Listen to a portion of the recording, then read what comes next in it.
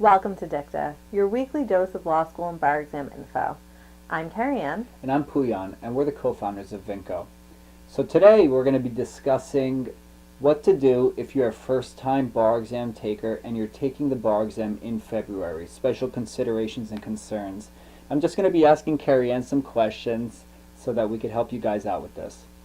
So I guess the first question I have for you is, how do you deal with the fact that holidays are approaching and you have to be studying during that same time, so you're facing down the holidays? Yeah, so this is certainly an impact that doesn't happen with the July bar exam. We have 4th of July, but not quite as big of a deal as Christmas and New Year's, right? So something to consider is that your bar company will start before Christmas. Right. So, and really, if you're coming straight out of law school, you will not have a break from finals. So you have to create one for yourself. You have to take a couple of days off for Christmas and New Year's. You'll build that work into the other days. You have the time. But you're going to go crazy and burn out if you go straight from final exams to full-blown bar studying, straight through to February with no break whatsoever. It's not good for your mental health. You will have some sort of nervous breakdown. Might happen anyway, but this at least will keep it from happening sooner and being worse than it is. You have to do it. And this is really becoming more relevant in New York with the pro bono scholars. Right. More people are taking the February bar for the first time and maybe not thinking about some of these things.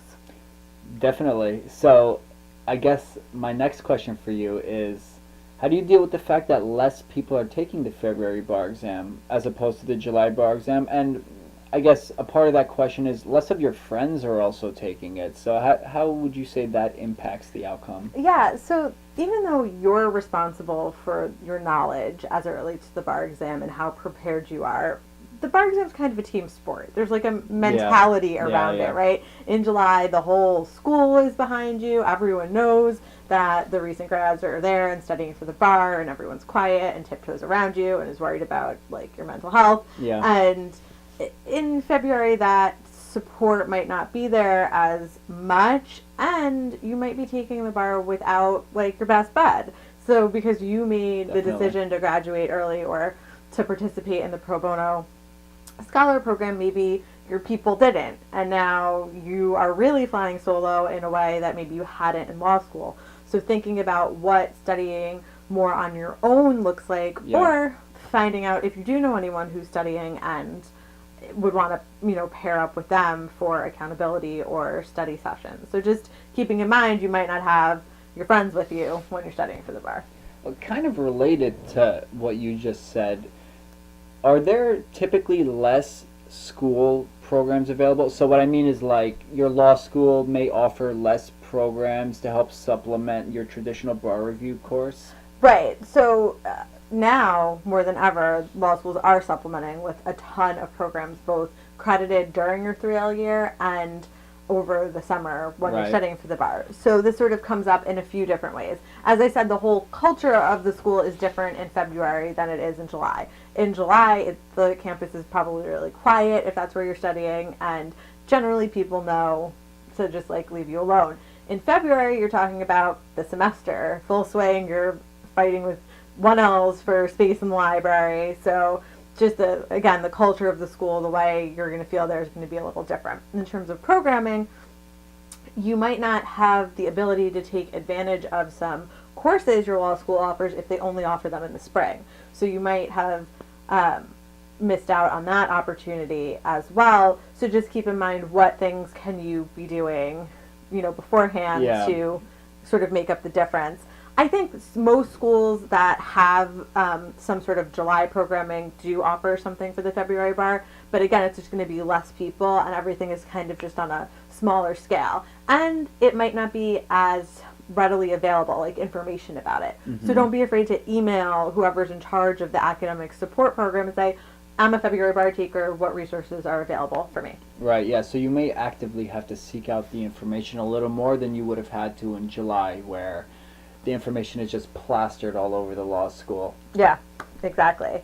And I guess I have a bonus tip here is, okay, when you're studying for the bar, the July bar, right, it's summer. So that kind of sucks in its own way that it's nice out and you can't be outside all the time, right? But say you're treating studying for the bar like a 9 to 5 job, and you're only studying like 8 to 10 hours a day.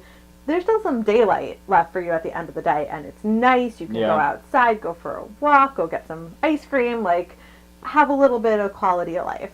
When you're studying for the February bar, the days are short, it's dark, it's cold, so you just might feel like you have less time because the days are so short and you don't have this sort of outside living component going on. Yeah, seasonal affective disorder and the bar exam are probably a bad combination. So if you suffer from that, you might want to take that consideration in advance so that you could plan accordingly and maybe not take it in February. Yeah, I mean, or even someone who isn't typically affected in that way. It's just, like I said, you can't really get out as much and feel like you still have some day left.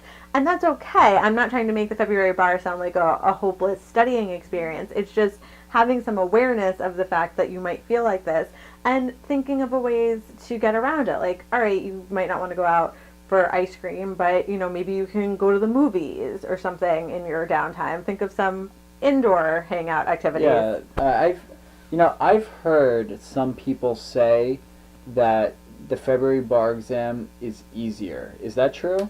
I would not perpetuate that myth. I think you're just dealing with, like, some of these statistics and things are beyond me. I'm actually presenting at a conference in January where I'm presenting alongside someone who's going over all of these statistics that relate to the bar exam, so maybe I can come back with some more information for everyone on that.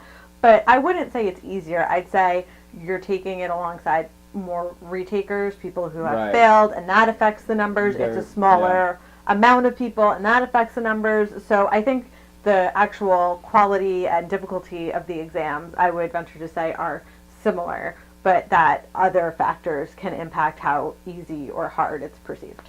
Yeah, definitely. Well, thank you for watching this video of Dicta. If you have any questions or comments or just want to be engaged, you should check out our Facebook group or send an email to carrieann@vincoprep.com. See you next week.